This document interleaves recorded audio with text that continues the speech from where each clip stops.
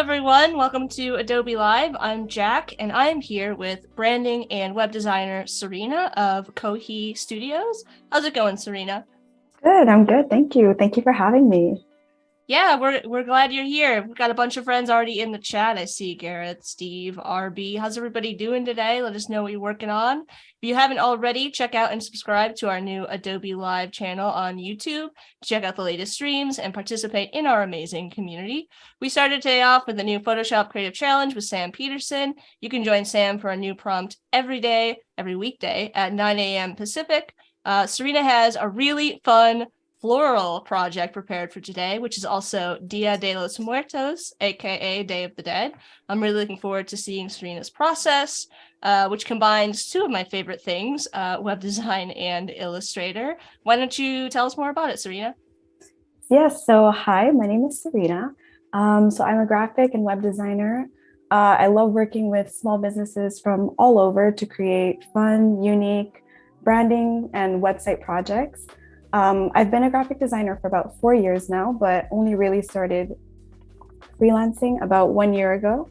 When I started Kohi Design, actually, it started off as just an Instagram page where I would post some branding projects here and there. And today it's grown to be it's grown a lot. And it's actually what's led me to start my freelancing journey today.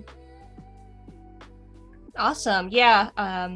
It looks like Wade, our moderator, has shared a link to that Adobe Live YouTube channel. So it looks like we've got a mood board pulled up here, Serena. Yes. Maybe you can walk us through your process a little bit. Perfect. So first, I'd just like to present the branding project we're going to be working on. So this is Flor. So as you can see, I went for a very minimal,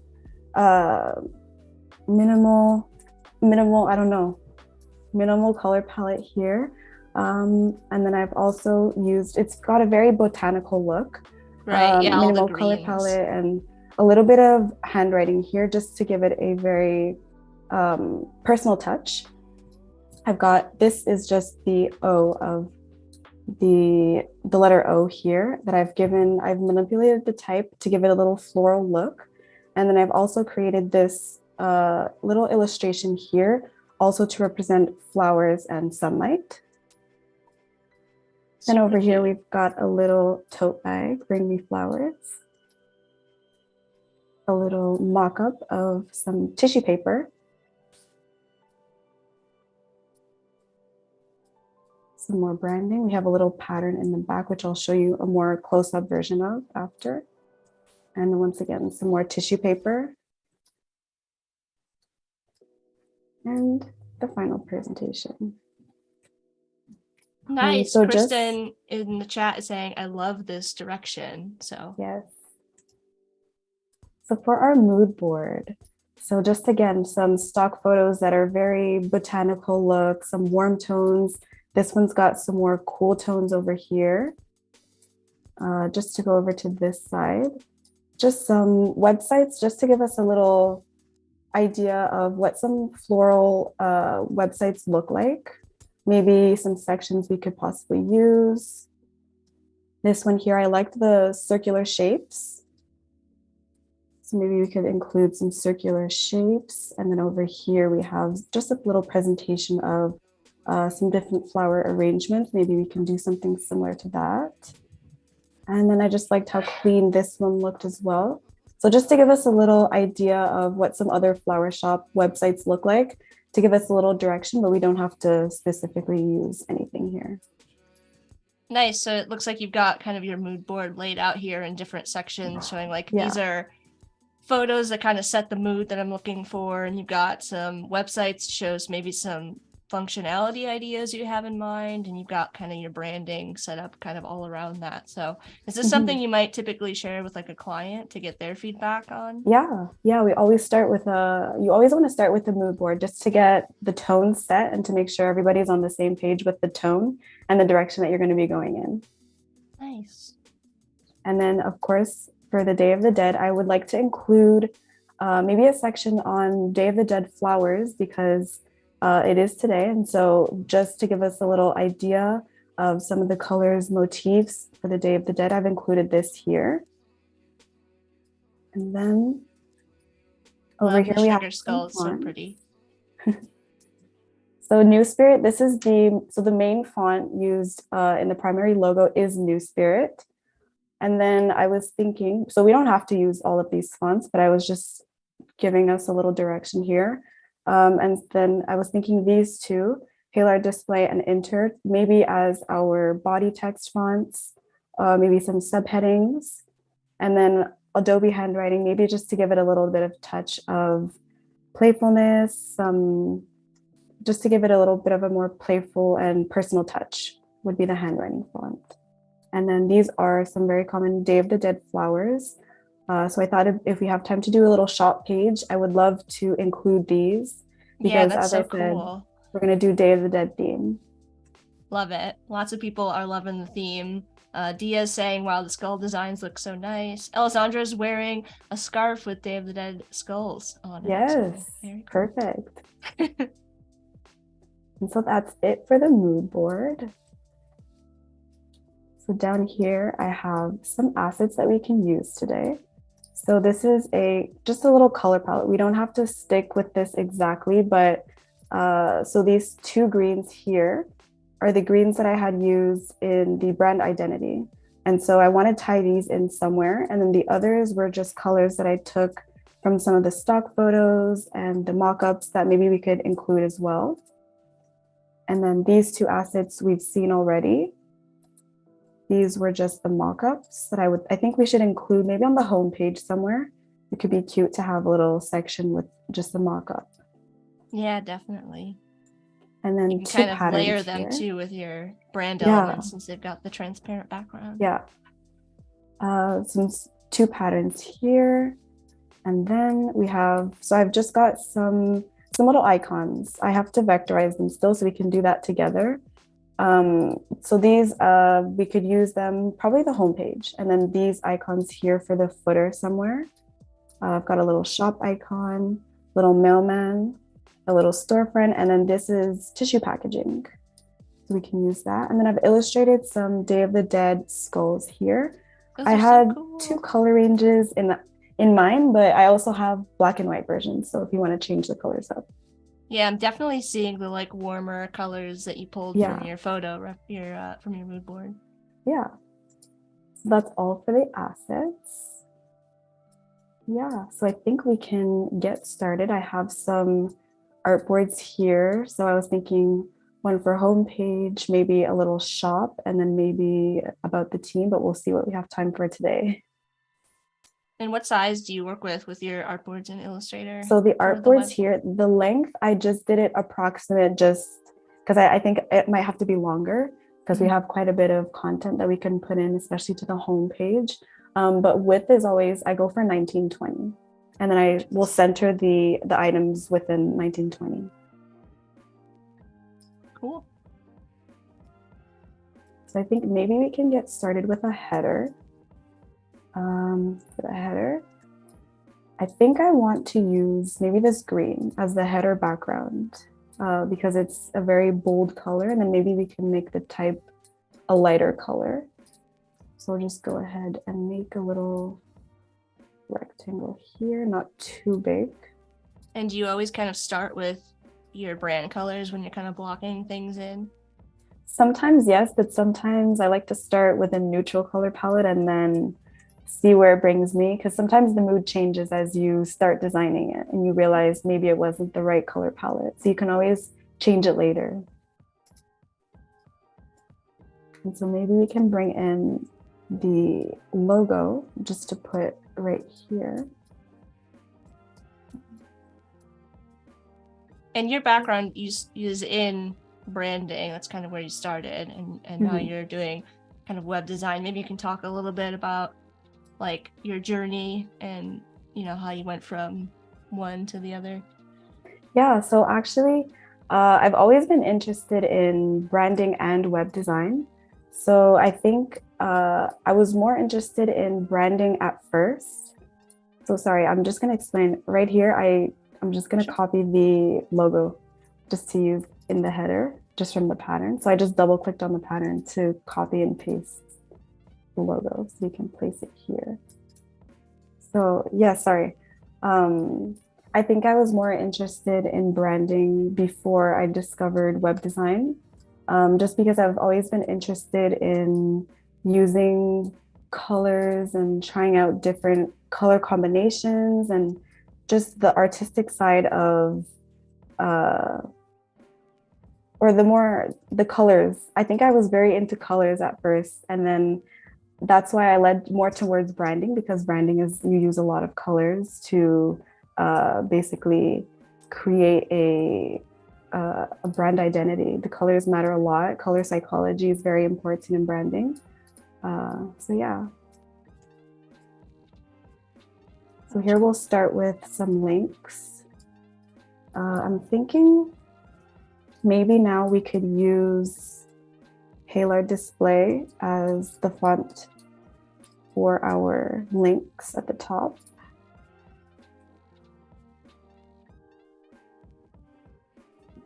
And you're kind of picking those sans serif fonts to be the more more of the copy of the site, and then using the New Spirit, that serif font, and your handwriting font sort of as accents. Yeah, I think we'll do that. RB has a question for you in the chat. How do you manage responsive design in Illustrator? In Illustrator, that's a very good question. So I like to, when you're using Illustrator, I think going responsive, you'll really have to just create different artboards and really test at 100%. Because right now, for example, I'm not working at 100% of the artboard because I'm zoomed out. You're not seeing it in real size. So it's important to work at 100%. So you're seeing it as it is, as it would be on a website. So that's very important. And then obviously you can't responsively change the artboard sizes. So maybe just have 3 different artboards, one for desktop, tablet, and then your mobile, to be sure that your design is very fluid. Yeah, that makes sense. Just kind of have the 3. Do you have like some go-to mobile and tablet sizes that you use, or you just kind of decide on depending on the project you're working on? Yeah, I think it changes depending on the project. Oh, Corey's saying that is such an important tip. View at 100% often. Yes. It's tricky too when it comes to like responsive design the way the web is now, because it's not just, you don't really have 3 breakpoints. You have many, right? Because you can go all the way up to like 4K monitors, and like how does the site scale when it gets to that size? So yeah, I think it's less about visually creating all of those breakpoints and more like having a conversation with your developer or having that idea in mind of how it's going to change responsively, I think. Yeah, absolutely. Yeah.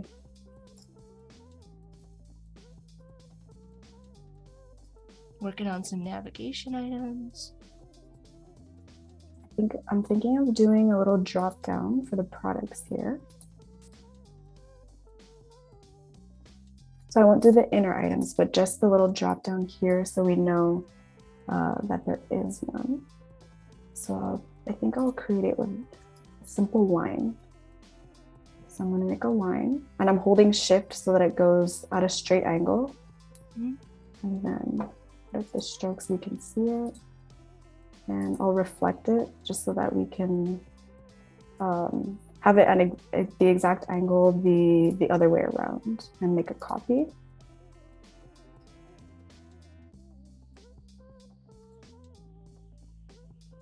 And I think I want the corners rounded. I like how it looks when you have rounded corners. We'll round out the corners a bit.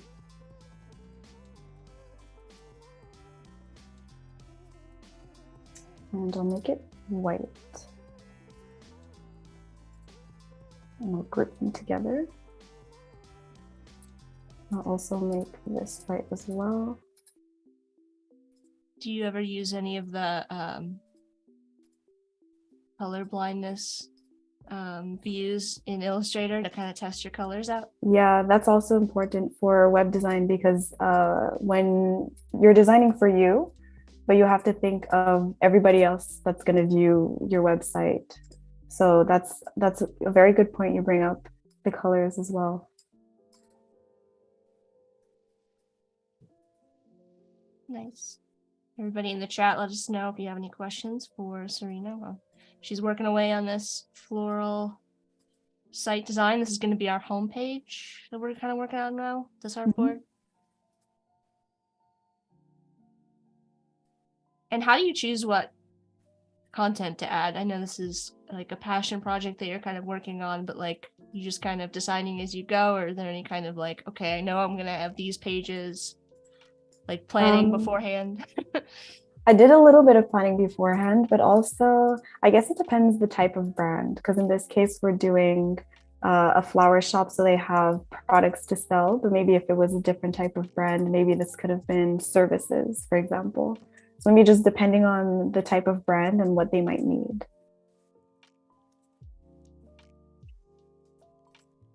And I think maybe we could have a shopping cart icon here, since you can shop on the website. So I had here. Bring this over. I'm gonna make it white as well.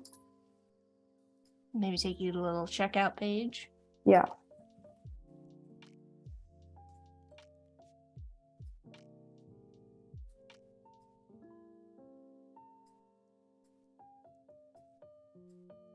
Nice. And then you added that little carrot there to kind of indicate that that's a drop down in the nav, versus the others would be just kind of static pages that you could click on to go to without any kind of drop down option.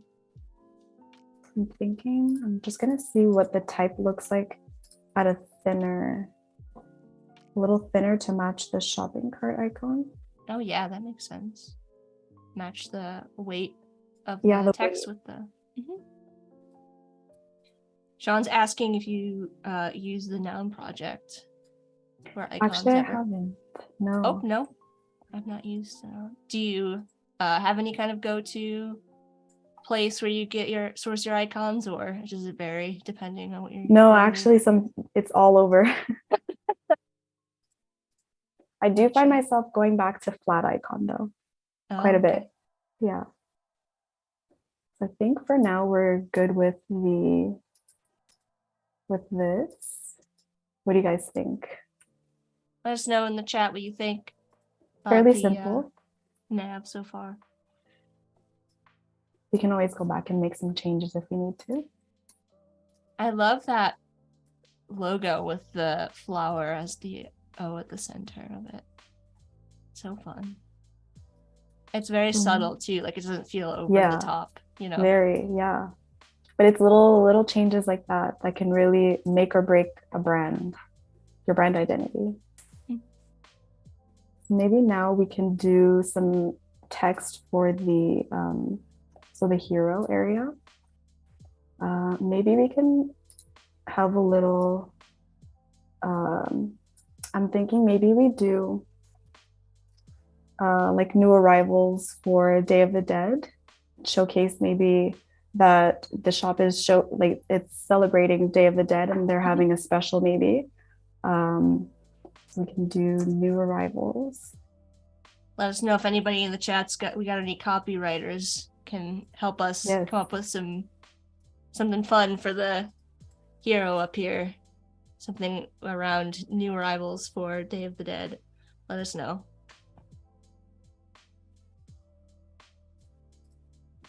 We got any ideas? Everybody's saying it's coming out good so far. Katarina loves it. Melendwa, welcome everybody.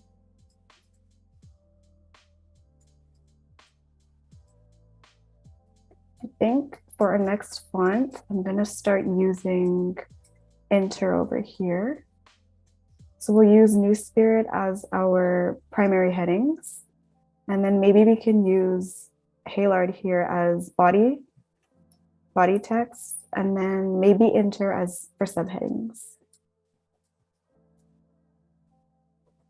Do you put together like at the end, or maybe as you're going, do you ever do like figure out like your H1, H2, H3, kind of like as a yeah. So for those of you that don't know what we're talking about, as you're kind of designing your site here, well, Serena, you can kind of explain your process, how you go about kind of So making for those choices. example, in this case, if we had 1, 2, 3, you'd want to have hierarchy. So basically, H1 would be the most important. So most of the times it would be the titles. When you go from page to page, it would be the titles. H2 would be the title right below that. So if we had this like this, you would have H1, H2. And then if we had maybe a subtitle, a little smaller than that, it would be the H3. And then you would have some body text, the body, yeah. Yep. And that's important, not just for like the hierarchy of the page, like the visual hierarchy, but it's also really important for screen readers. When you're on a site, it kind of determines the reading order of the page. So, you know, you can have an H1 that you want to be an H1, but maybe you want it to be smaller than something else. You can kind of play with that as long as you keep those tags consistent, so that the screen reader knows the reading order of the page. Alessandra's asking, what's the most fun for you when it comes to website design? What do you enjoy doing the most? I love combining layouts with the type, and especially the overall, what would you call that? With the colors and the type, I feel like you can really evoke emotion. And so maybe finding a good balance between all that, like once you're satisfied with that, I think it's a very good feeling that you get from that. So sort of like the style, setting the tone for the site. Yeah, exactly. Yeah, the tone, setting the tone. I'm thinking here we do shop, what could we say? Yeah, shop art collections. Or collection of shop art seasonal collection? I'm not sure. Seasonal collection, yeah. Seasonal collection. Maybe specially curated flowers. Ooh, yeah. All the adjectives. Yeah. Or this special, for this special day, for this holiday, or shop our seasonal collection of specialty shop our seasonal collection of specially curated flowers for the holiday. For the holiday? Special. For the holiday. I'm not sure. Sean saying his Day of the Dead is seasonal. Listen, Sean. It could be, you know, a fall collection. Yeah. You don't know. I think I will break up the text just to see what that looks like, and then change the font to maybe. One was asking, how do you ensure your design remains balanced? That's a hard question to answer. That's very true. I think for me, I like to use color tones. So if you're going for a warm tone, if overall your stock images colors have a warm feeling, then overall it will evoke that emotion. Same with cool tones, have a very different emotion that they evoke. So I think tones help a lot to keep overall, like if you're doing a website, make sure that most of the photos, your stock photos that you're using, have warm or cooler tones, or maybe it's the feeling, a happy feeling or a darker feeling, just to keep it overall page to page, so that you're feeling the same as you navigate the website. Keeping it consistent, and then like your use of color too, right? Like yes, exactly. And you know, you want your button styles to all be kind of like clear. This is, you know, a call to action button. This is you know, keeping those kind of content areas consistently styled. Consistency is key, right? Yes. So now I'll just do a little button. Maybe you can say shop now.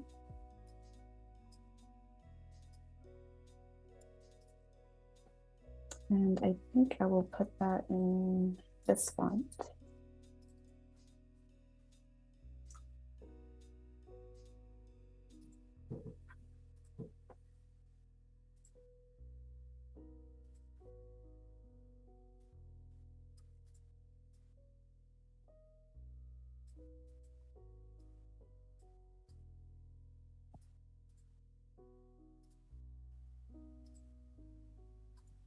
And then we got a couple of people asking about, do you typically use Illustrator for web design, or have you tried using Adobe XD? So I typically use Adobe XD, but Illustrator is very versatile and you can do a little bit of everything in Illustrator. So I wanted to show that even if you're a newer designer and you only have knowledge of one program, if you're loyal to Adobe Illustrator, you can still do your work in here. Yeah, definitely. It's a place to kind of get started.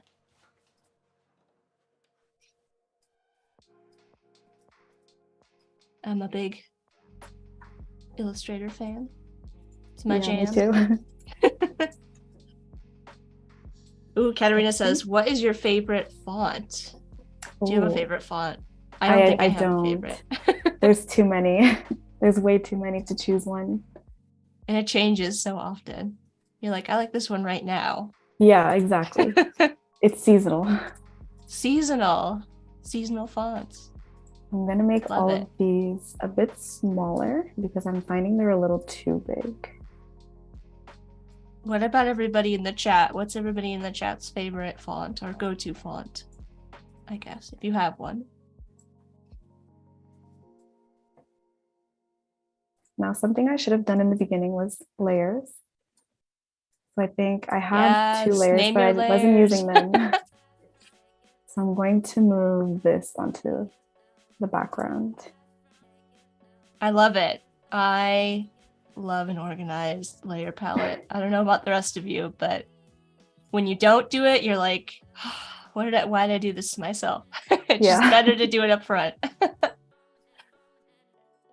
I think now we need a photo. I'm thinking of giving our hero area maybe a funky, not just a square.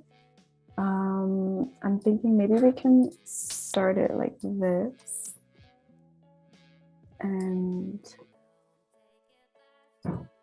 then potentially change the shape.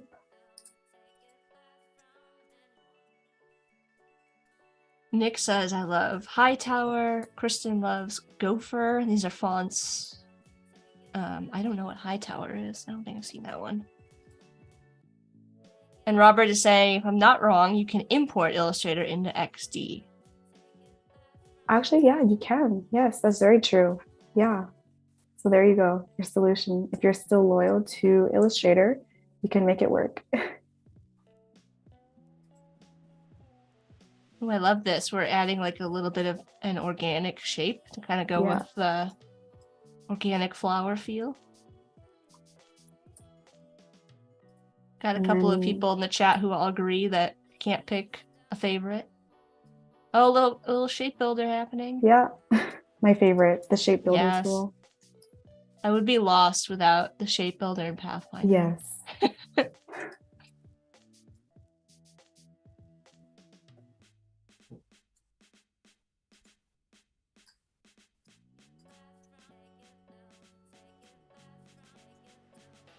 Looking a little sharp to my liking.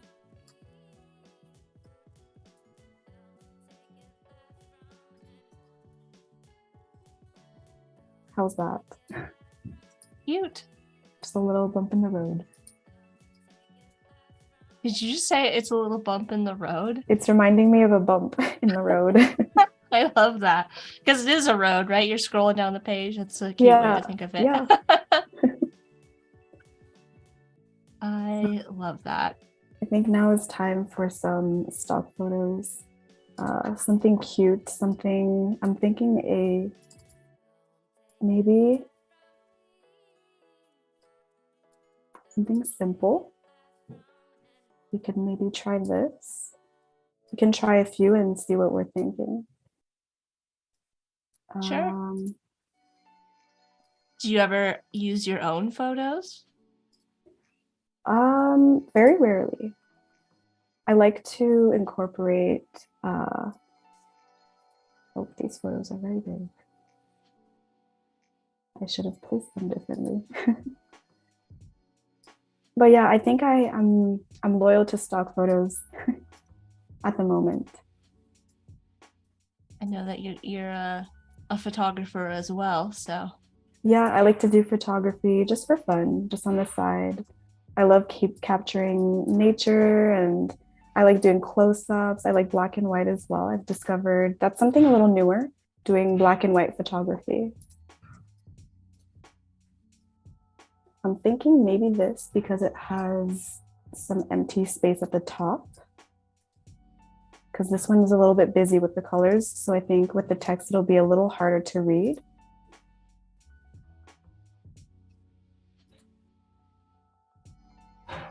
Or maybe we can do some marigolds. Ooh, I go with that was on our list of Day of the Dead flowers, yeah? Yeah. I don't think I dragged it in.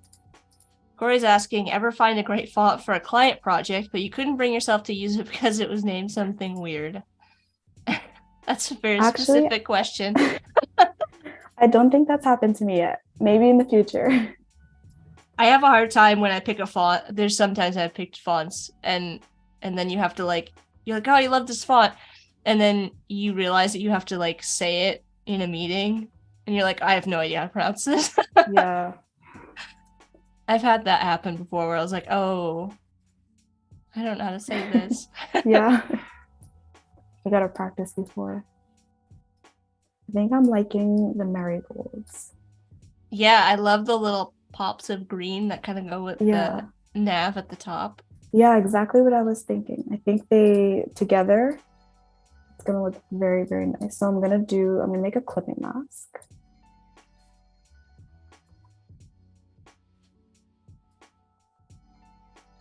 So I used Control 7 or Command 7 as a shortcut for the clipping mask. Oh, look at you. I always forget the keyboard shortcuts. Like, I don't know why. Yeah. Some of them I'm good at remembering, others not so much. I use the clipping mask pretty often. I think that's why it's like fresh in my mind. For those of you who are just joining us here on Adobelive, either on Behance or on YouTube, Serena is working on a floral website for Day of the Dead, creating this really cool brand. And now we're putting together a couple of pages around that in Adobe Illustrator. So if you have any questions, be sure to ask them in the chat. Let us know what you think of this so far. Serena, do you have any questions for the chat? Actually, not so far, not yet. Or actually, how are you guys liking the design? Any suggestions? Anything Suggestions you'd like to see for the design? Did we just add another color here? I'm gonna try to make a little bit of I'm going to, just to fade out the background to make the text stand out a little bit more. I'm just gonna make a little overlay. Pro tip. Just a little overlay to help us be able to read the text just a little easier. Sean's asking if I at least know Command Z. Yes, I know Command Z.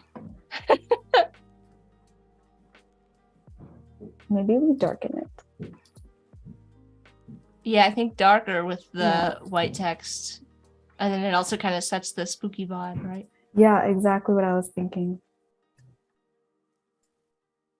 Katerina wants to know if you have a favorite shortcut. Favorite shortcut? Command... actually, wait. No, I think I have to stay loyal to the clipping mask. The clipping mask. Yeah, Control-7 for the clipping mask.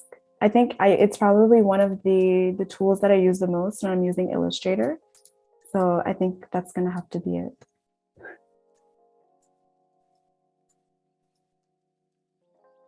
I think I'm liking how this is looking. Yeah, that photo really brings it to life, and in that like fun shape we've got going on. I could see like maybe some parallax or something with that photo as you scroll. Katarina likes the darker one. Yeah. Maybe we can bring in a skull. Yes, do it. Have it kind of in between the two sections just to break it off a little bit. Day of the Dead. And then that orange is a nice transition too, right? From the orange in the photo. So I'm going to make a little like a background for it to give it a little sticker effect. So I'm going to make it completely white and just unite it so it's a solid color. Mm-hmm. And I'm going to place it behind it, but I'm going to make it a little bigger. So I'm going to offset the path a little bit. I'm so excited using this trick. It's like one of my favorite. Yeah. The offset path is like my favorite pro tip tool in Illustrator. It's so handy and perfect for making little stickers. Yeah, exactly.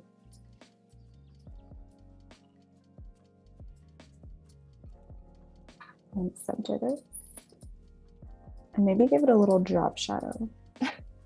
Wade says mine is Control-Alt-Invoice. If only. I know. I'm going to change the color of the drop shadow to a brown because I feel like it's more natural. When using drop shadows, I often make it brown. Yeah. And just it like, or just like a color in the same family as what you're working with. It's that's a great tip that I suggest everybody pay attention to. Really helps everything just kind of like feel softer, even when you're using like a stronger drop shadow, just kind of like feels in the same family. Put that together.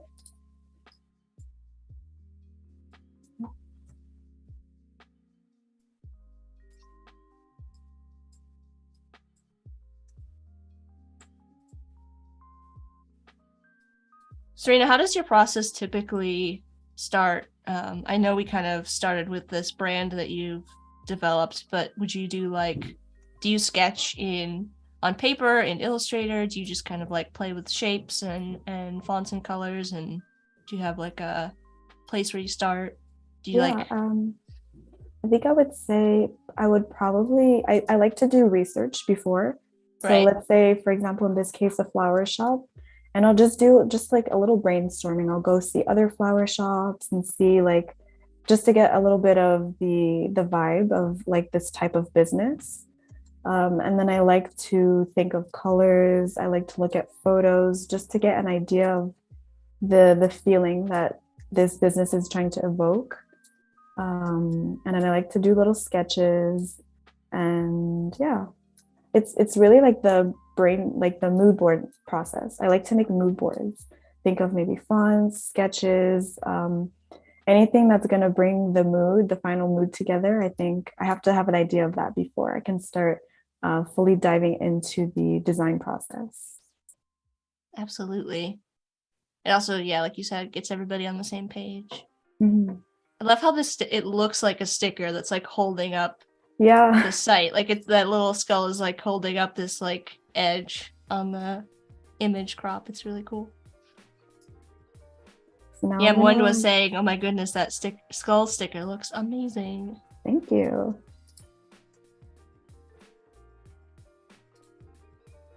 So I'm just going to give it a little background color because I think the white, it's a little too bland. So just maybe like a little beige.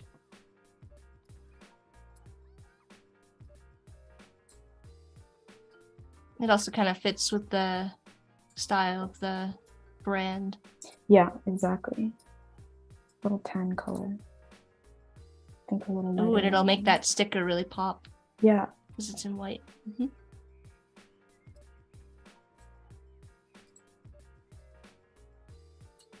I think I'm liking this.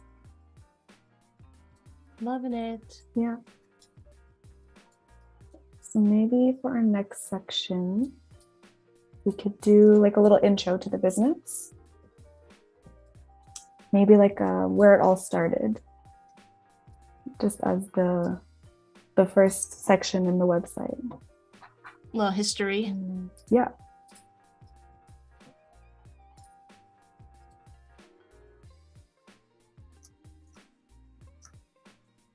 Where it all started.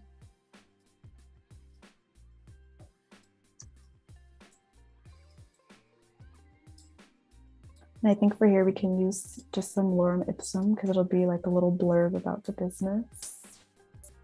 And you're kind of using that edge that you have on your hero text there for the same kind of edge for this box down here. Yes, actually. Yeah, I should have set up some. I do like to set up guides. I think we can do that now. It is a little late in the process, but I like to set up a guide layer. Just to be sure that our design is staying within, because this here is a little closer to the edge than this is. So usually what I will do, I'll do it over here since it's blank, but I'll make a square that's the same size as well, our artboard size for now. And then I will just drag it in and then just make it equal like that. And then I'll just put a stroke so you can see. And then right click and then make guides.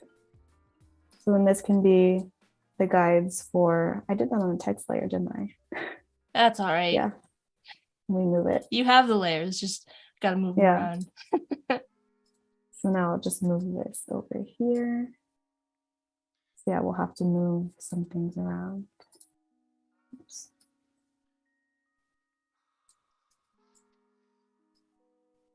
Yeah, you gotta like make sure it's hard to see, but there's like a subtle black highlight that shows the artboard that you have selected. Yeah.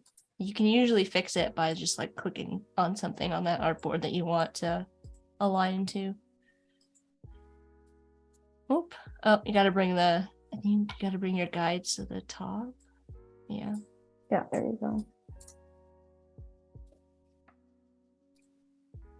Robert says Control-Shift-V is my favorite. I think that was meant to say when I code. We got at least one developer in the chat, looks like. Do you work with developers or? No, actually. Okay.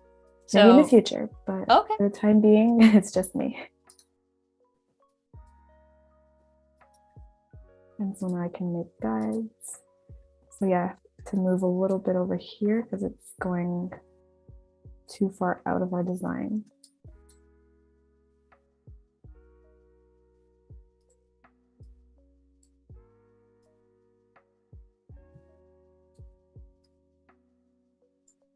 There we go.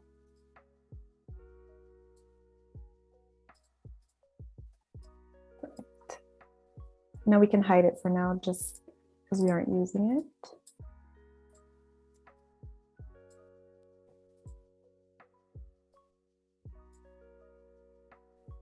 I guess on a similar note to working with developers, are there any new skills you want to learn, things you want to focus on? I would really like to illustrate more, actually, because I have not been illustrating for too long. But it's really something I wanna get into more because I do like doing it. It's just I got to put more time into it. Well, I mean, your skulls are super cute, so thank you. I love how they turned out. Yes. Did you use any did you do anything special to make like the symmetry on them or? Yeah, I mirrored. So I used Procreate and I used the mirror effect. So I did like half of it and it was mirrored on the other side to get it perfect, pretty much. A perfect mirror. There's actually a mirror repeat in Illustrator as well. Yeah. I think I'm gonna give this a curved top, just the 2 anchor points, just because I feel like we have a curve thing going on now. So I want to keep instead of yeah. keeping the sharp edges, I think I'll do something like this, maybe on this side. It's also like giving me tombstone That's vibes, which I true. think works with the theme. All these like little subtle touches that keep everything on brand. Yeah.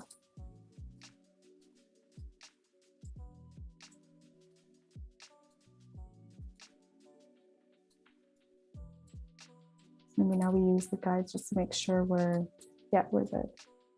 Move it over it.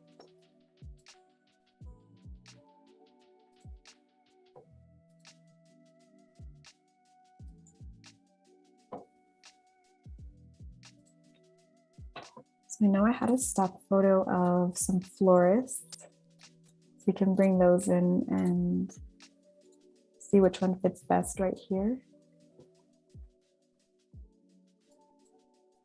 So if this would be like where they'd put a photo of like, you know, the inside of the shop or somebody working. Oops.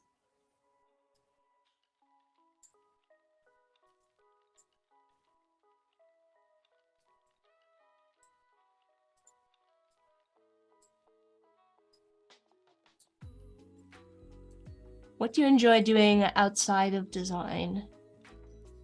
Like we mentioned earlier, photography. I love being outside. So with the photography, just like going on walks. I like exercise, staying healthy, you know. I think I'm liking this one. It's very friendly, and the green tones in it are kind of bringing us back to up here. So I think I'll use this one here. And so again, we'll just create a clipping mask with my favorite shortcut. I'm gonna bring this to front quickly and then Control 7. Control 7. By the end of this, I'm gonna remember that. Yeah. Or if you're on a Mac, Command 7.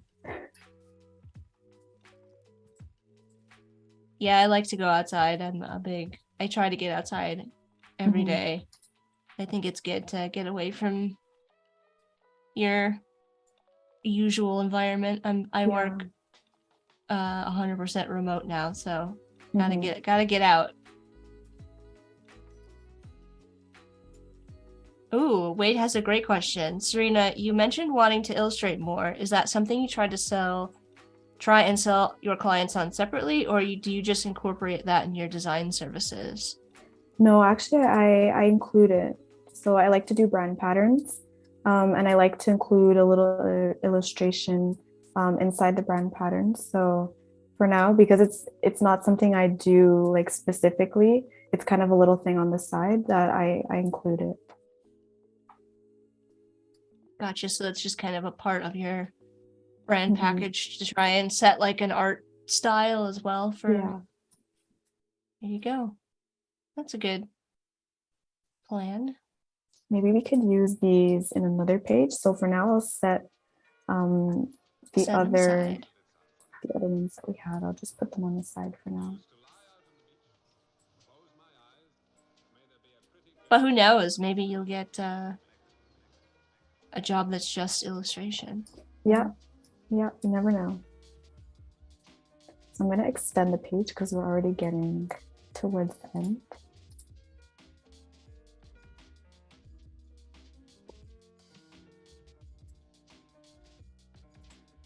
Or iconography. I could see like an icon pack or something like that. Yeah, that's true. I like that. I would do that. I like the idea of that.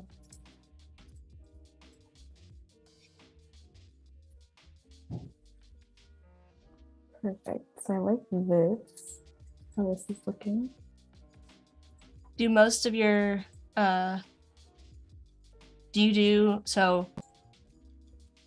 are most of your projects like branding and web design, like all in one, or I think I get more separate. So either branding or either web design. Gotcha. And then you kind of have to work with existing brands for the site. Yeah. Yeah. I think I would like to do some customer reviews next. And then after, I think in the section after, we can do featured products. So show the reviews and then featured products afterwards. So you're kind of thinking about, as you're doing this, how the user is going to be presented with the information, in what order to kind of like lead them to where you want them to go. A little bit of UX or I lost my train of thought. Not information architecture, but like adding a call to action at the bottom. User journey. Oh man. Yes. I got there eventually.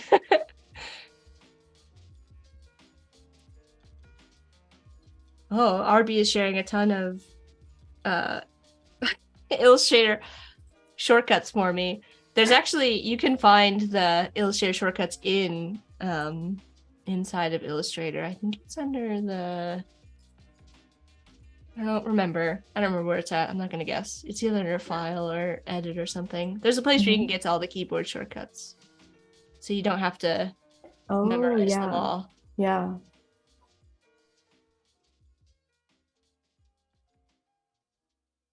I think we're going to use this font for here we are display. Maybe do 2 bubbles.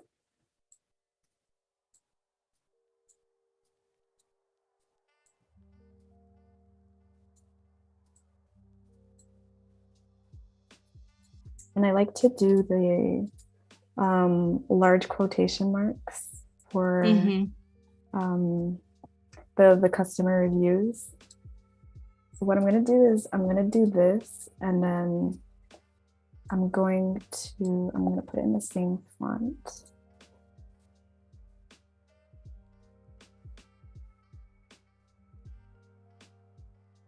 I think I like it italic.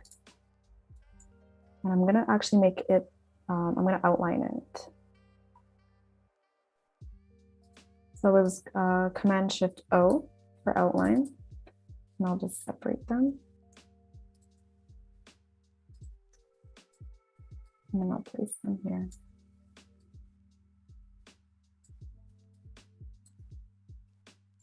Those are fun, sort of like a pull quote style. I always get annoyed when I'm working with a font and then I'm like, oh, the quotation marks aren't very fun. Yeah. But these ones are nice. They're very like defined. They're a little bold, but I like that. And maybe we'll have like a line where,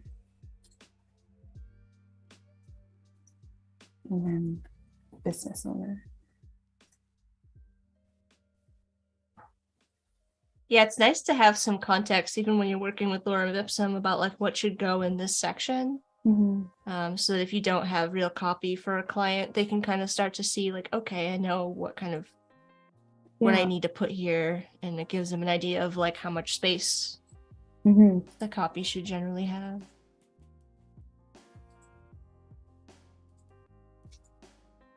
I'm gonna have to extend our guide.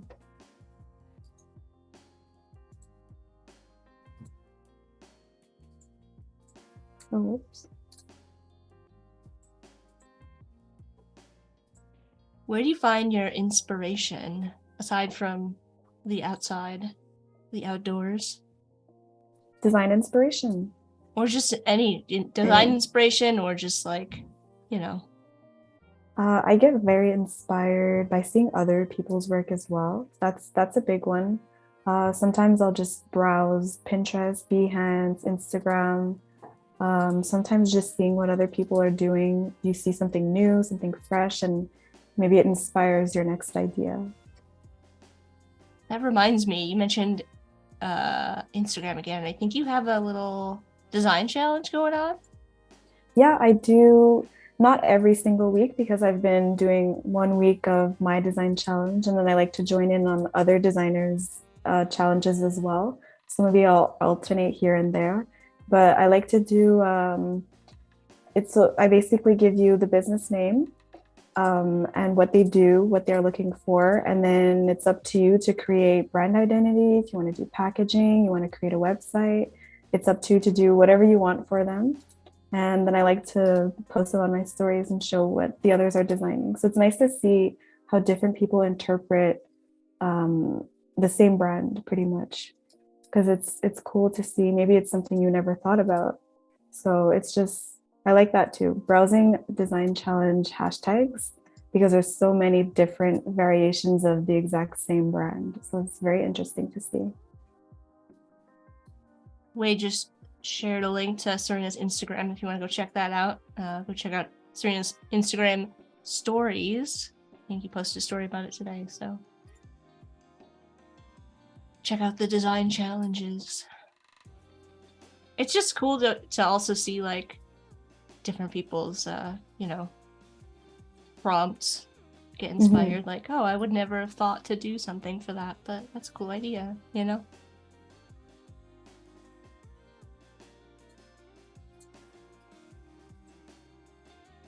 Moving these to the correct layer. Speaking of design prompts, we've got the Photoshop and Illustrator challenges. Photoshop before us today and every day at 9 a.m. Pacific, and then after us we have the Illustrator Daily Creative Challenge with Tyler, and that's going to be at 11:30 a.m. Pacific.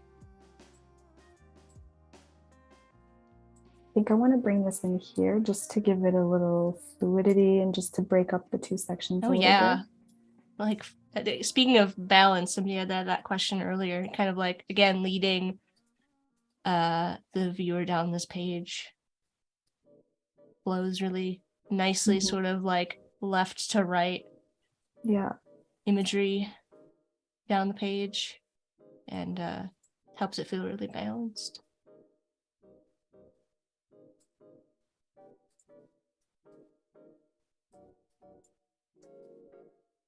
Perfect. I'm liking how this is coming together. We've got a very good balance of the greens, continuing down here, the green in here, the green in the mock-up over here. So maybe in this section here where we do some presenting some flowers, some of the products, we can also continue the green.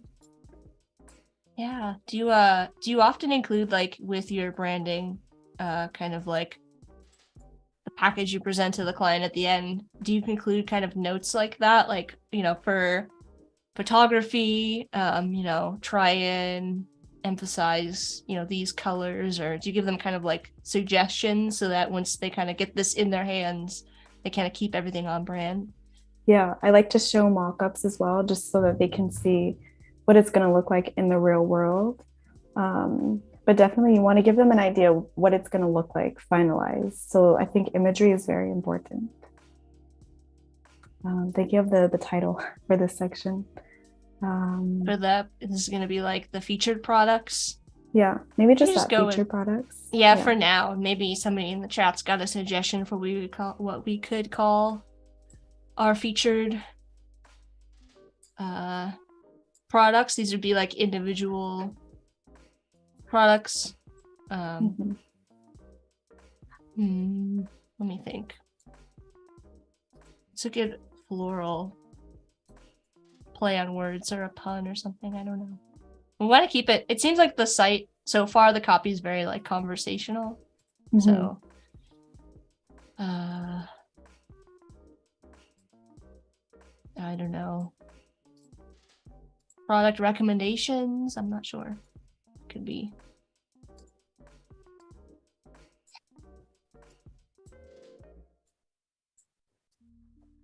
So I think we'll do maybe 3 bubbles, and I'll put a photo inside. So this is just to indicate where a photo is going to be going. Robert's suggesting pots. I'm guessing like flower pots could be a good product category. Oh, yes. Like potted plants. Yeah. I know a lot of florists do that. I'm going to have to extend the page again. We're getting to the bottom so quick. It happens. The good thing is, though, that you have endless vertical space on the site. Yeah. So you can just keep going. Your users might not be so happy, but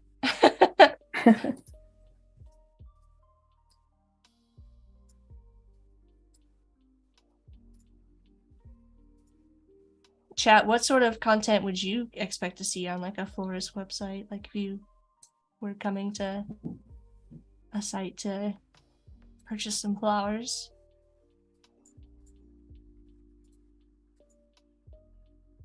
What kind of experience would you expect? Or what would you want? What would you want to see? Maybe some like care instructions would be cool. RB saying, how do you define sections, Serena? So a section is just when the topic changes. So here we have, this would be client reviews. So it's a separate topic from the introduction of where it all started. So basically just a topic change. Yeah, and you've kind of got a little bit of overlap happening visually, like with that flower photo. Yeah, exactly. So it sort of gives it a little bit of that organic feel, while still keeping the information really clearly delineated. Yes. So I think for featured products, maybe we could do, I did have some stock photos. Maybe we could look through just to get a little idea of some products. We could do maybe single flowers or maybe a specific Day of the Dead section in the featured products. Yeah, maybe we could do that, like a I don't know. We could do flower arrangements, Day of the Dead flowers. Or Day of the Dead arrangements. Yeah, actually, yeah. Day of the Dead arrangements. I like that.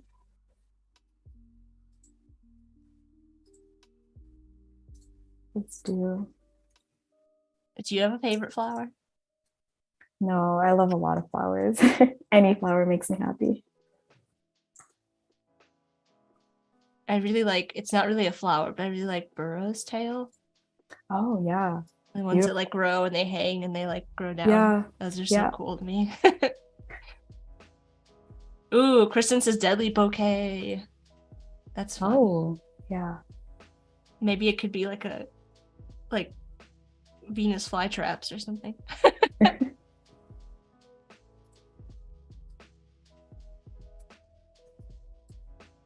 Isn't there where is it? There's like a garden. It's like a famous garden that's like all like poisonous plants. There might be a few, but I do know there's like one famous one offhand, and I don't know where it is. Maybe chat knows. There's like a famous garden somewhere, like a botanical garden that has like a section that's just deadly plants.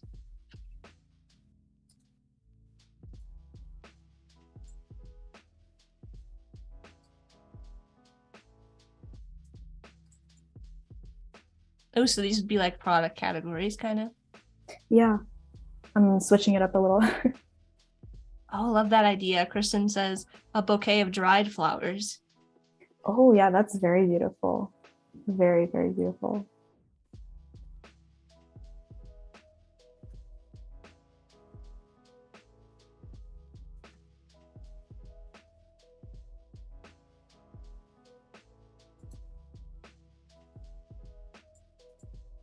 So I've gone with wedding, Day of the Dead, and birthday arrangements.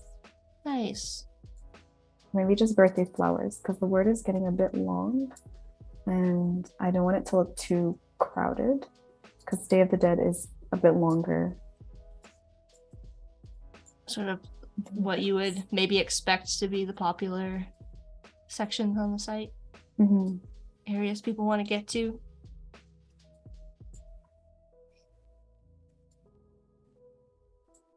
And so now we can bring in the stock photos and make sure I'll go into the background layer this time. And then, so maybe for birthday, I'll just bring in a bunch of stock photos and we can see what fits where. Do you have a go-to stock? I've got two favorites, I'd say. Okay. Well, let us know. Unsplash and Pexels. Oh, yes. Very good. There's always something I'm looking for and I always find it there all the time.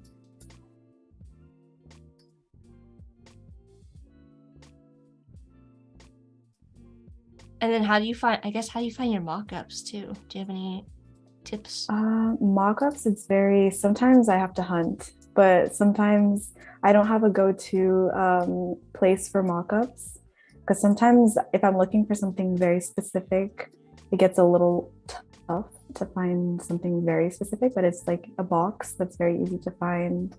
So it really depends. I don't have a go-to for mock-ups. Kristen saying Adobe Stock is great too. Yeah, I know they have a lot of mock-ups, a lot of free stuff as well. Yeah, Adobe Stock really is great. So that's another great option. Garden of Deadly Plants. Robert has shared a YouTube link of it. So there we go. I knew it was a thing. Yeah, I mean, with your photography, I mean, would you ever consider kind of like making your own mock-ups if you couldn't find something that you needed? Yeah, actually I would. That's something I'd really like to get into, because I've never tried it out, but I know like once you're able to create your own mock-ups, it's very freeing, because then you don't have to go on a hunt for specific mock-ups and then be disappointed if you can't find or have to change up your ideas a bit. Yeah, especially with like something as specific as floral tissue paper. Yeah, exactly. Northumberland, England is where the Garden of Deadly Plants is. So there we go. So I'm thinking for Day of the Dead, maybe we use these marigolds here. It'll tie in the orange from the top. Yeah, and also like your featured like image, you assume that would kind of like take you to the same collection. So yeah, keeping those consistent. So I want to keep I think I want to keep warm tones. So I'm thinking for birthday we do these. Keeping the warm tones, and then wedding, I like this, the pink. It's keeping it on the same color palette, but you know, more in the pastels that you might expect to see for a wedding. I'll just make sure these are all in front. Yeah. What would be your ideal client, or like if you could work for anyone? Or I used to have like a favorite type, like business type. Yeah, like what business kind of type of business, or maybe you have a specific one in mind that you'd want to work for or with. It's kind of changed over time, I have to say, because I used to want more, I would say, like businesses looking for a more minimal look, but sorry, I'm selecting too many. But I think now I'm into more colorful, maybe a little bit more vibrant.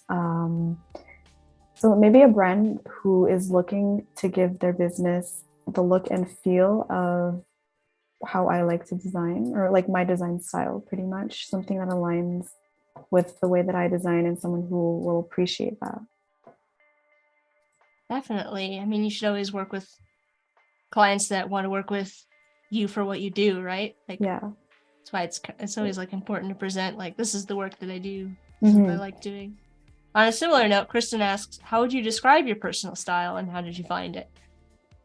Two questions. Very, very interesting question, because I think I found my design style, the way that I design today, is really just practice from just all the passion projects I do, or just messing around, just designing for fun when I have a little bit of free time. I think it's really practice that has made me realize, oh, I like doing this. I don't really like doing this as much. So that for finding my design style, it has to be that for sure. How would I describe it? I'm not sure. Because I would say it is more on the minimal side. But it's just, I feel like right now I'm a little bit in a transition phase with the way that I design. And it's changed up a little bit from maybe even a few months ago. So I think that's why I'm a little like in between how I feel about what my design style is.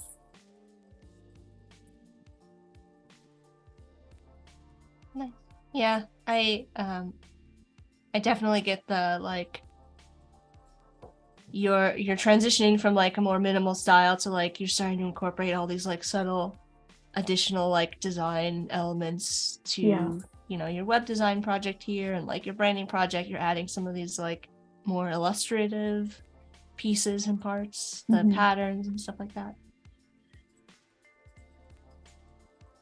We are about already halfway through. Okay. So if you've just joined us, we're designing a Day of the Dead themed or just a floral website around maybe a Day of the Dead marketing campaign or something like that. With Serena, who is a writing and web designer from Kohi Studios. So Kohi Studio.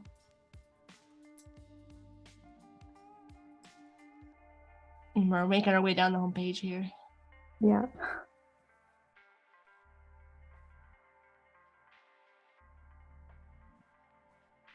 And then maybe we could just do a little shop all button if you want to see all categories. Oh, that's a big question. She-Thin is asking how to be creative. Well, I think first inspiration allows you, it helps a lot when you're trying, or if you're in a creative block and you want to be more creative, getting inspired and maybe just browsing or watching design related shows or YouTube videos. I think it's inspiring yourself, which really helps you be creative because it gets the creative juices flowing. And maybe you just see something that you really love and it gives you an idea. And then from that idea, you get a creative, you get your creative process started. Absolutely. I mean, by watching us on Adobe Live, you know, maybe you are going to get inspired to create your own website in Illustrator. Your own, it doesn't have to be a floral site. It could be whatever you want it to be.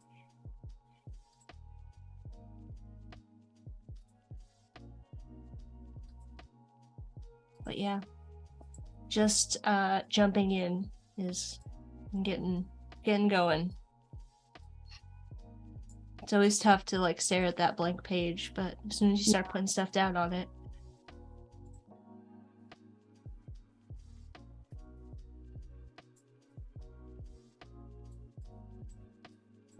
So maybe again, just to break up the sections, we can bring in maybe this mock-up and have it over here. Yeah, kind of it'll mirror that other one.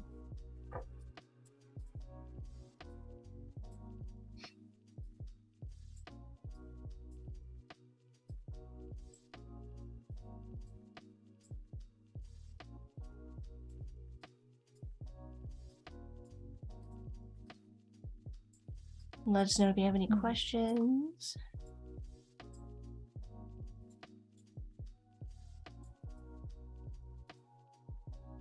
And then I think just to end off the home page, maybe we could do a little, I think I'm ready to use these icons.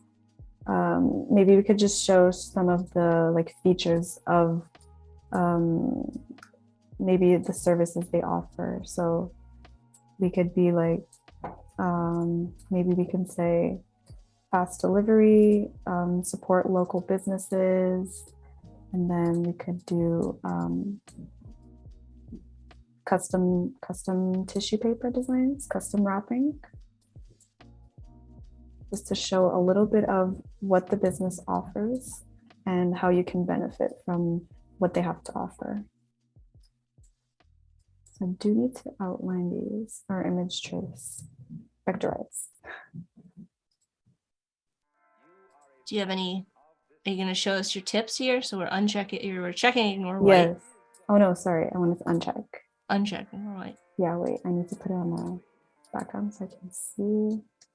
Yeah, so I need to ignore white. Yep. And And then you got black and white selected for the mode. yes. So black and white. and ignore white because you don't want to have a white background once you vectorize. And then we'll just expand. There you go. It's important to remember to hit that expand so you actually get those shapes. Yeah.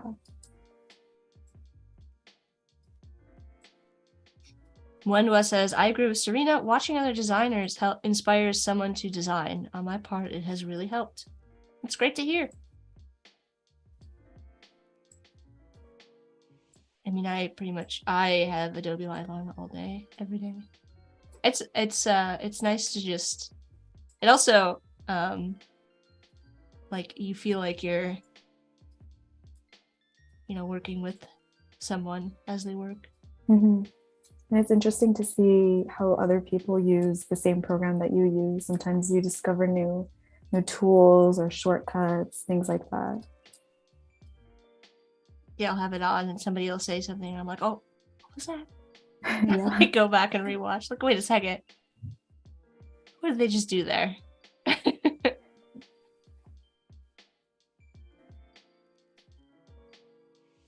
Move this onto the other layer.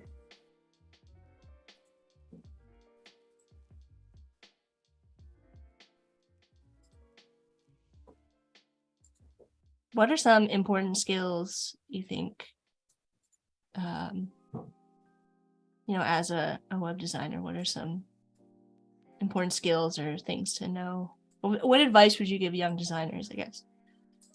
Well, maybe something for when you're working with clients. I think it's very important to, sometimes you'll have to let go of your way of doing things. So maybe just staying open, because when you start working with other people, maybe you're going to have to start doing things, designing in a way you don't like, or they have a different vision. So you have to adapt a lot to your client's needs, basically. Yeah, definitely. That's a big one. Just recognizing that, like, it's not, it's not like yours, and it's nothing personal. It's just that, like, a client's gonna come back and they'll hit you with some of the craziest stuff sometimes. You just have to be like, okay, and we'll figure out how to make that happen in a way that's gonna work. Yeah. Compromising for sure. It's a tough one to, like, that's definitely a tough skill to get, is that balance between, like, compromising to give them what, give a client what they want, but also, like, not losing, the, things like legibility, or, like, losing sight of the bigger picture. Yeah.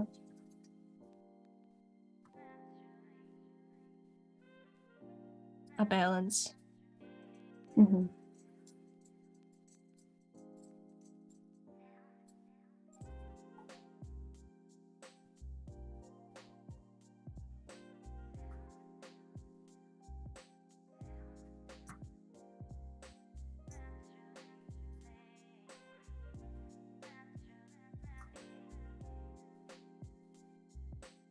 RB saying it's time to make it pop.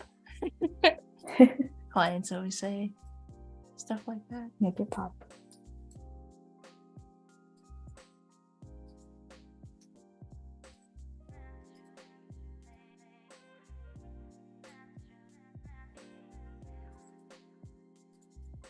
So you're thinking you're gonna make these like this bolder, big bold type? Yeah, I think I want it to stand out a little bit more. So I'm going to be using our H1 in this case. It also kind of stands out with the bolder line work and the icons, kind of helps them feel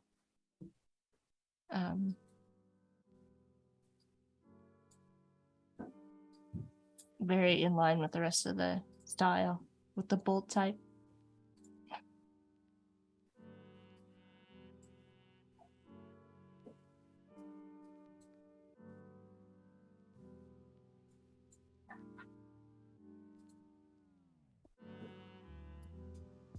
Got a tricky space up here to sort.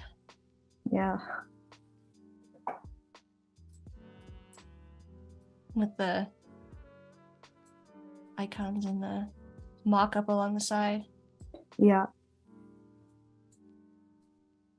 I'm thinking maybe we can leave this as a little free-floating section and maybe bring this in as like a little, another sticker over here. Oh yeah, that's a good idea. This could be just like a little, just a divider, just to divide it up a little bit.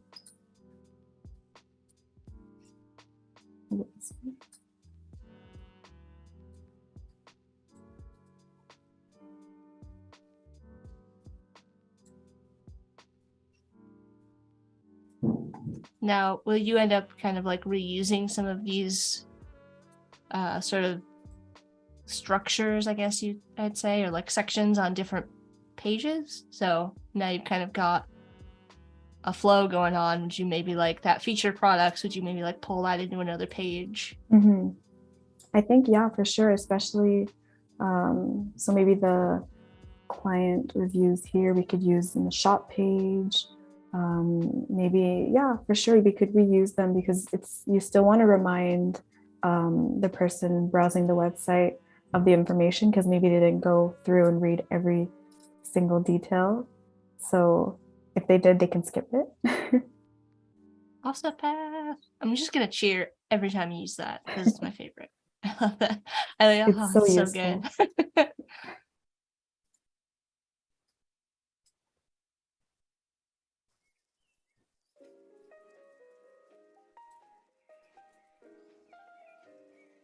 I should make my own keyboard shortcut for it. Yeah, that would be very useful. I want to see what it would look like black. Ooh. It's very bold. Yeah, definitely. Maybe the green from our color palette. Oh yeah.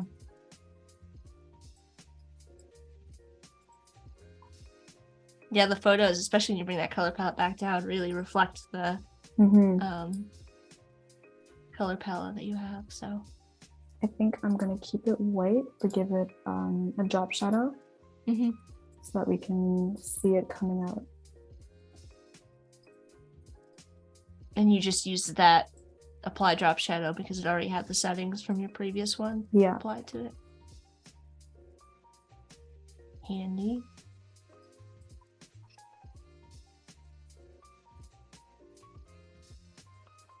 Yeah, I love the like how the drop shadows on the photos that you have or the mock-ups and the stickers kind of give it that like it's almost like the floral bench, like we're looking down at like the florist shop. Yeah, and all these elements are like sitting on it like ties it back to that idea. Very handmade.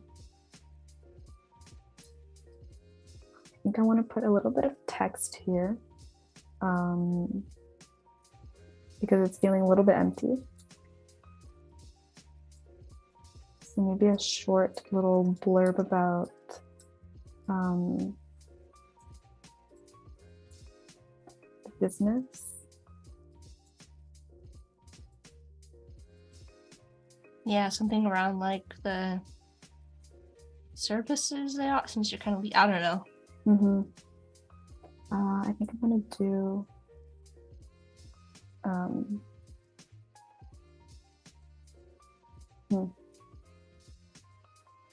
brainstorming. Yeah. Shethan is asking how important is the fonts, or how important are fonts, I guess. Very important, I would say. Yeah, same, very, because fonts, just like colors, have like emotion behind them because they have little characteristics that maybe you won't even realize, but it'll make you feel, it gives off a certain emotion, and so it'll make you feel differently. Maybe some are definitely more friendly because they have rounded edges. Maybe some are very bold, and so it's like it's a statement.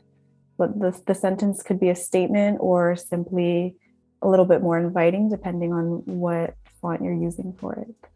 Yeah, I mean, there's like those memes. I'm struggling to think of the copy for it that show like the the text in like one style of font and then it shows it in the other style of font and it totally changes the meaning. Yes, yeah, depending. just like that. All right, so I'm gonna say had a little idea. Wait.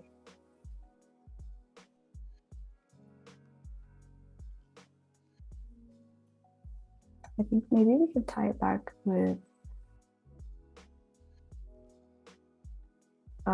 because up here we were mentioning, we said holiday, I think, for the holiday.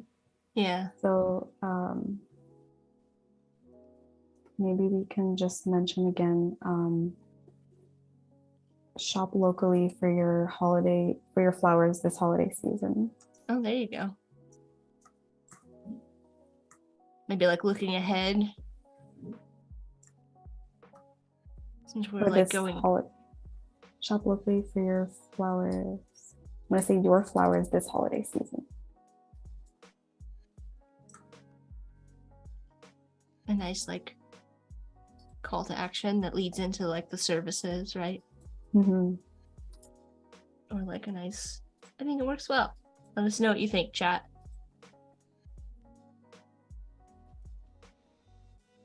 Maybe we can do New Spirit.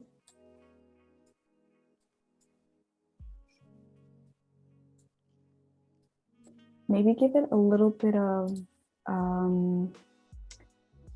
a weight. Ooh. Just so it's not so static.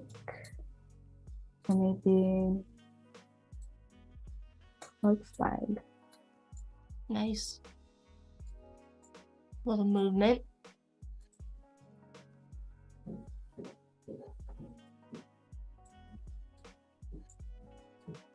Sort of like maybe like this. Flowing over the top of the skull there. Yeah.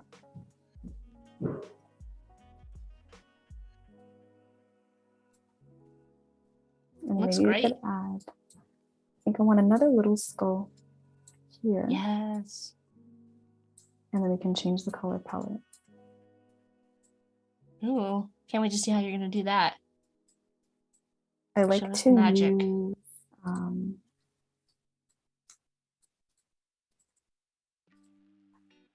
the color wheel actually. Sorry, I'm just gonna see the, yeah, okay. So I'm gonna ungroup and then we're gonna go right here. Yeah, it's recolor art. Yeah, and sometimes I just like to browse through the these here because depending on what vibe, if I want some more bubbly colors, I'll go into like kid stuff, for example. And then we'll see. If not, I think maybe nature. We can bring in like our greens again. Oh yeah, flowers would be a good one. Ooh.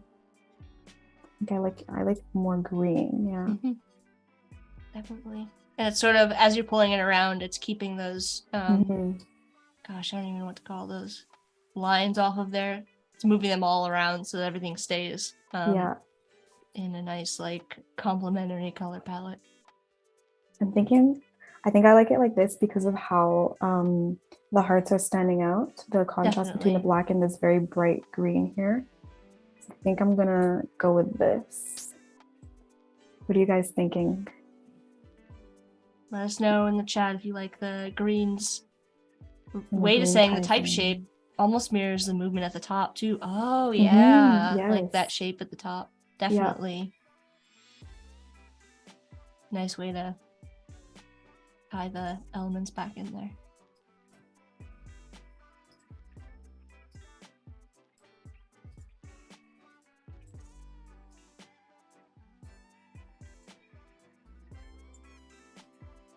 Yeah, those kind of like gold tones that are coming through too. Like if that was a real sticker, I would love that in like a foil print or something. Yeah. With the greens would be very nice.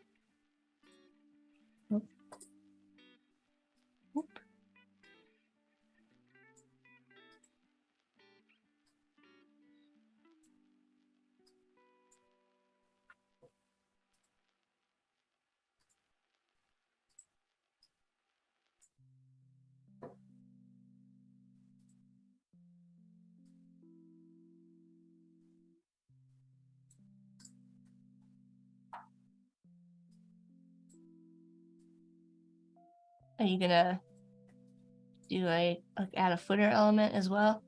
Yeah, I think that's how we're gonna end this homepage because it's getting a little long. I think we're ready for the footer now. I think I'm gonna color the icons just to give a little pop of color here. I'm thinking this orange. It is a little, maybe the green.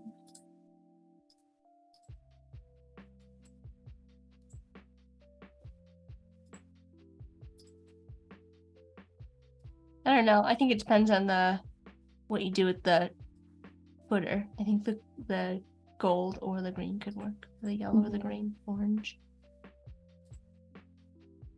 Because you kind of got the golds in that little second skull there that you made. Oh yes, that's true. I think for now, maybe leave it with this one. I think I like this one. And then we'll do the footer and then we can come back and see how the colors are looking. Sounds good. Once again, we're going to extend the page. Always.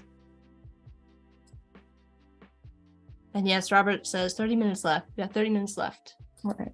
Plenty of time. But let us know if you have any questions so we can get them answered before the end of the stream.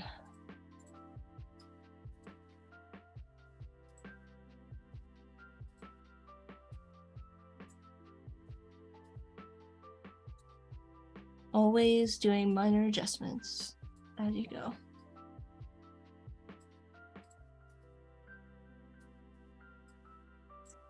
So I think for the footer, I might do the same background as the header here, just to tie it all in together, to have the green and the green at the beginning and the green at the end. I think we can do a dark green background for the footer.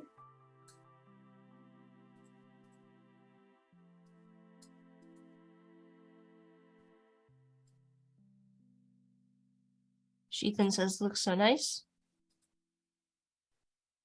I'm glad you guys are liking it.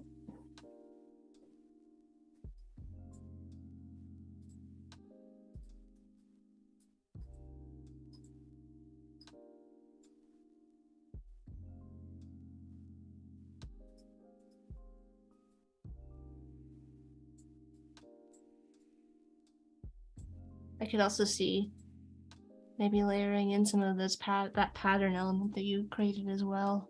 Yeah, that's true. On some of the other pages and stuff like that. It looks like you created like a whole pattern swatch, which is super handy. I always love incorporating patterns. It adds a little bit of a playful element. Definitely.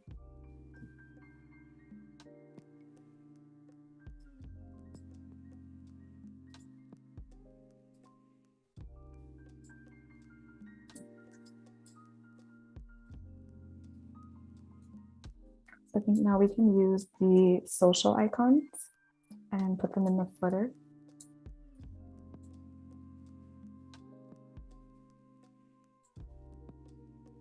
Yeah, the social icons would be like one element that you would add to the footer that you wouldn't have like in the nav. So kind of like a place to put additional elements. Oop. Check that, ignore white. Yeah.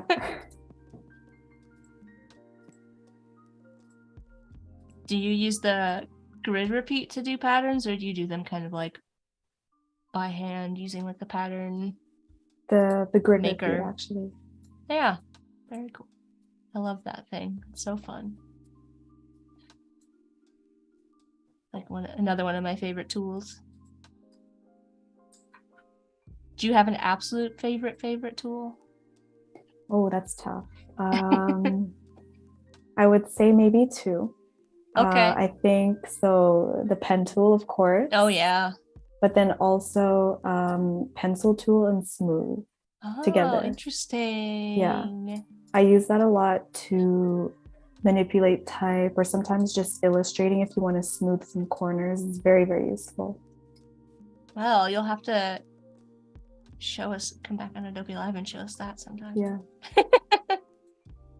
Once you start using it, it's hard to stop because you realize how beneficial it is. I don't think that I really use the smooth tool. So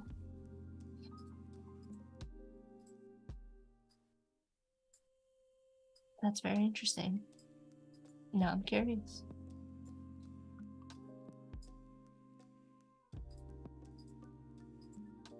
Social icons for our flower shop. Working on a floral website here with Serena.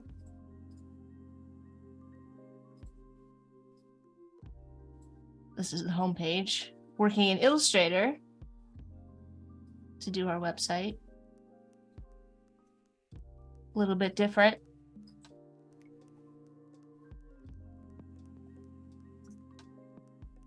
But easy. I mean, I don't think you've run into anything you haven't been able to like do. Yeah.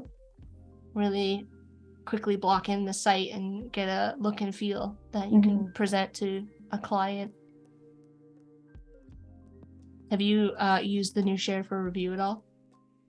I have. Yeah. It's a great way to like share a design, and you know, you can get that feedback directly on there, like exactly. Where they want to mention something.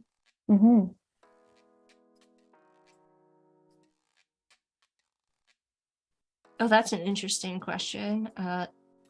Sheathan is asking about time management. Do you think improper time management can reduce the quality of work?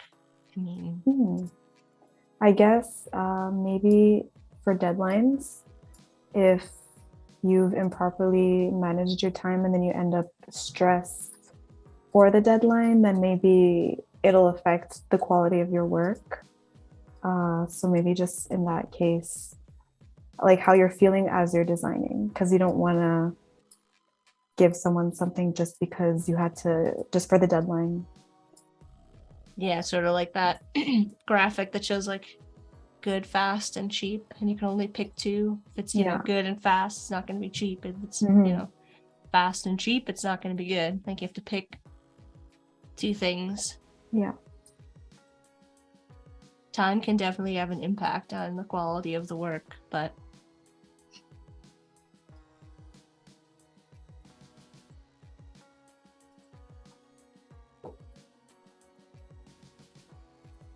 I need to get the copyright symbol, and I always forget the shortcut. I can never remember it. I always go into the glyphs panel.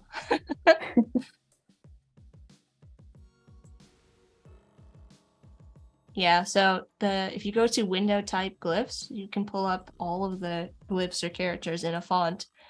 It's really cool when you're working with like this font. You can see it has a lot of like those little arrows in the bottom right of the box. That means that there's a variation of that glyph. So you can, some fonts get like really elaborate with the alternate characters that you can kind of pick from. Different like accents, especially like handwriting fonts. They get like really elaborate with the different options.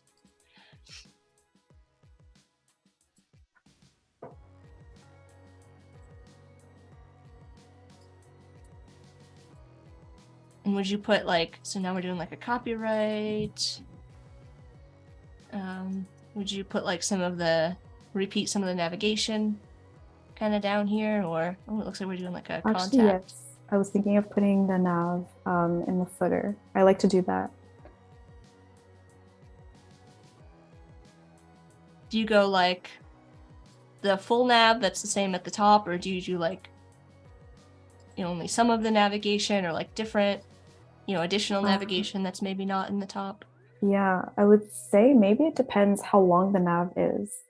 Because sometimes if there's only 4 items, I can put the 4, but then once it starts getting to be, I think maybe more than like 5 items, I think maybe then like more than 5 or 6, you can like narrow down to the top 4, I would say. Yeah.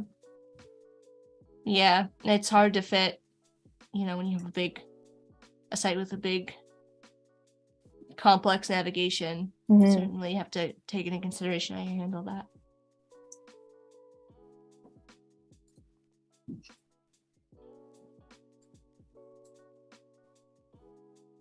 But this is, I like the contact information too. You kind of got like the follow us on social, here's how to contact us, all in the footer. That kind of separates it from. Yeah.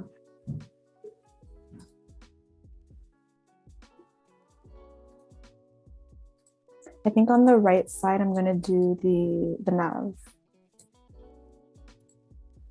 So I'll just copy the items. And then I think, so I'm not going to include the little drop down, because in that way it'll just be, you'll be brought to the main product page and not have the options just for the footer.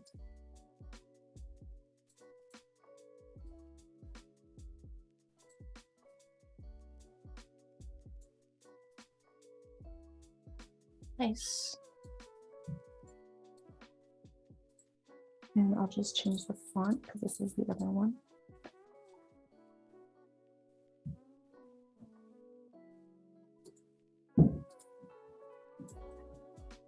It's keeping everything consistent in the footer.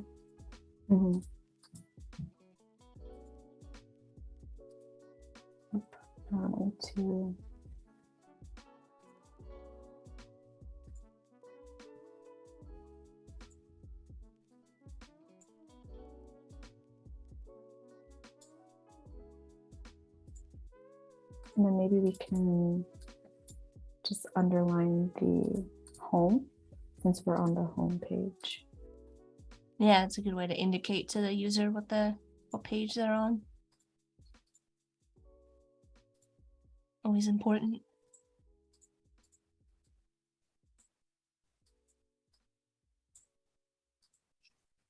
What are you thinking are you gonna put anything in the middle to fill that space or maybe rearrange things?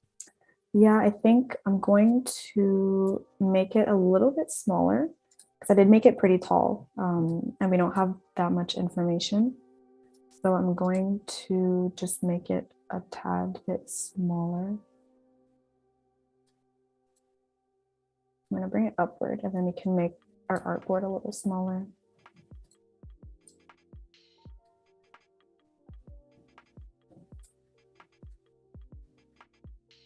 And then you're gonna maybe make like 2 columns or something.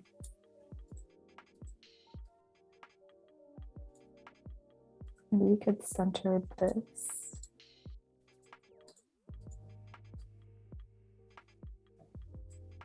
Oh, there you go. That's a good solution.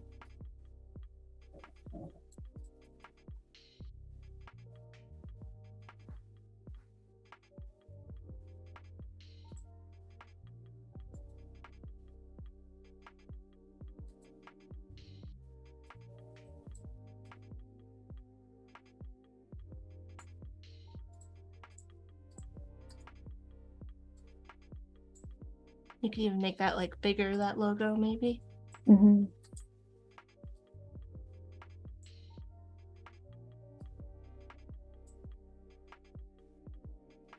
With it centered, it kind of reminds me almost of like the paper you see that goes around like the bottom edge, like when you've got a bouquet and there's like the tissue paper, they'll sometimes put like that paper that's band. true. Kind of reminds me of that now. Yes, I see it. Just to fill up the space, I'm going to do like terms of service and maybe privacy policy.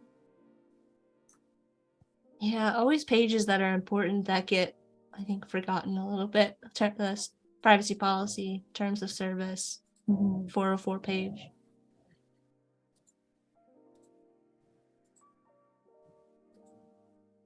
And I'll just make it smaller and center it. Got about 15 minutes left with Serena here today, so last minute reminder. For any questions, comments, let us know what you think. Would you buy flowers from this flower shop?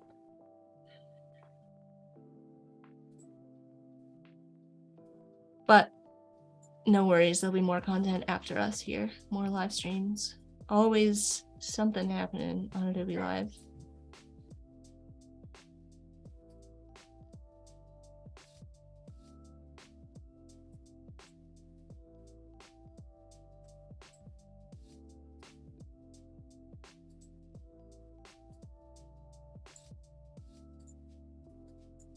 I'm really loving this like 3-column center thing going on here. It's very cool. It's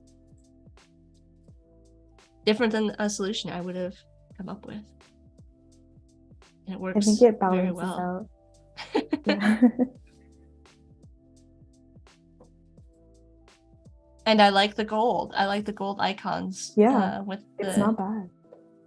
green. I think it all works well together. Mm-hmm. I think it ties in with here a little bit, and then also at the very top, the gold. So it's just like a reminder of the gold again. I think that's it for the home page. We can go through Yeah, it it looks just great. quickly. I'll put trim view just so we don't see the edges. Pro tip. Yeah. So here it is. We've got our nav, our little flowing section over here. There's the dead skull. Little introduction where it all started. So this would be the business owner. A little mock-up just to break up the section a little bit. Some client reviews. Featured products. Just another little section. Shop locally for your flowers this holiday season. Some features. And we have the footer. Nice. Flows so well together. And yeah, the use of color definitely works really exactly. well. We kept everything tied in. I think it was very much the gold and the green, because the gold comes back a lot. Gold and orange in the skulls, the imagery here, and then again in our icons. So I know we don't have very much time. Maybe you can quickly start the maybe a shop page. Yeah, and you know, when we get towards the end, you can kind of explain what you may be. Yeah. Kind of explain what you would plan, your plans are for the shop page as we go. Yeah. So I'll just put the guides onto. We also have one more question, and it's a big one. Yeah. So Sheethan is asking, do graphic designers need drawing skills? I would say no. I actually, when I started, I didn't draw at all. I think it's just an extra bonus. Like it's good if you have it, but it's not necessary for sure, because there are other skills that you can have. But you don't need drawing skills. Yep, absolutely. All you need to be a graphic designer is the desire to be a graphic designer. Yeah. And whatever that means for you. Yeah. Wade's asking the fonts we're using. Can we get the names again? We have them here actually. So for most of our headings, we've used New Spirit. For some body text, Haliard Display. And then some of our, what would you call that? Our H2s, I guess, were Enter, and we have not yet used the Adobe handwriting. Well, that's okay. It happens. Yeah. Welcome, Richard. Right at the end, but you can always watch the replay. Replays are always available after the streams if you want to go back and catch any of the tips from Serena.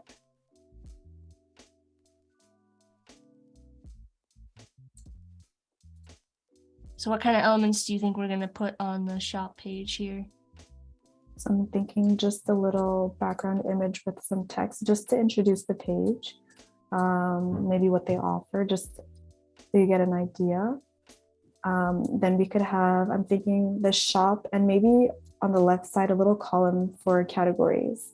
So you can browse by category or by event, because here we had Day of the Dead, we had birthday, we had wedding. So we want to, again, showcase the categories here so people can browse. Definitely. So we'll do just a little rough outline. So we'd have this image and then our grid of products, basically.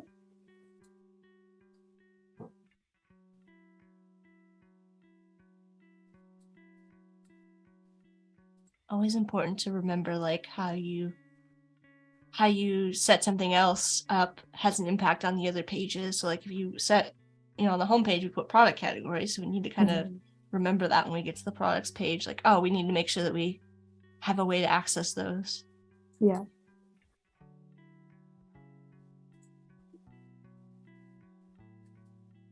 I think I'm going to extend it a little bit.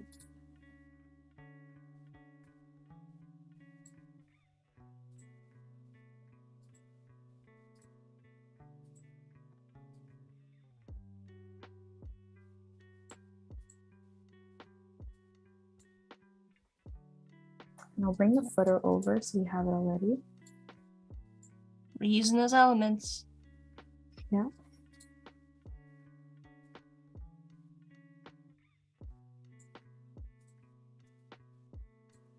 Now that you've got them.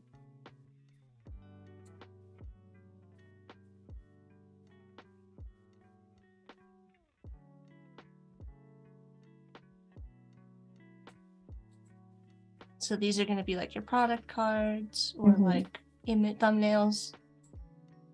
And then you're going to do like a little sidebar type of a thing. Yeah. I think I'm going to remove a row just to give more space for names and pricing. Gotcha.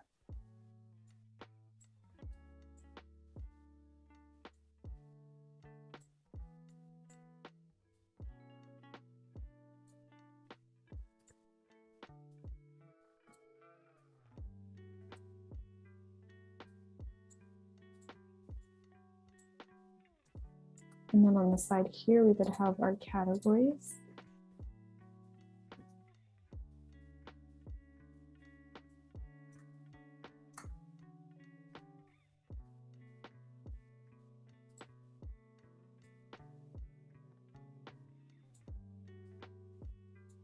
Maybe we can finish up this list of categories here, and then you can give us an overview of the whole product, like what we did.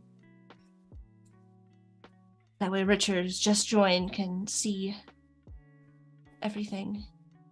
So I'll have Day of the Dead at the top because that is the current holiday that is being celebrated.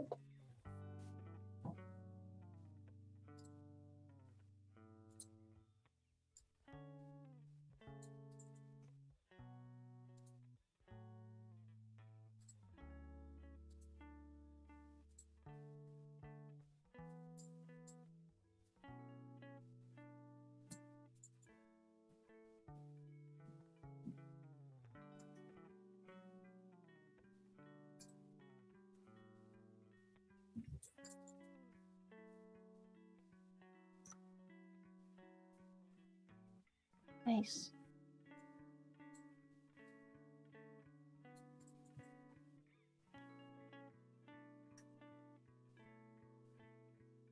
Getting your categories all lined up. I'm going to put all at the top. Yeah, and then I think it'll be time to give a brief overview so that we don't miss out. Nice. So that's kind of like a wireframe, right? Of like what we're going to put on that page. Yeah. Oh, wait, I put the categories on. Wait, our guides are going wild. It happens. Yeah. So just maybe give us a really brief. Yeah. So here we have, just quickly, we have our header section, some Day of the Dead skulls. We've done a little intro section with some client reviews and just a little mock-up to separate it all. Some featured products. Another section just to break it all off with some illustrations for Day of the Dead. A little bit of icons here just to give an idea of what the shop has to offer.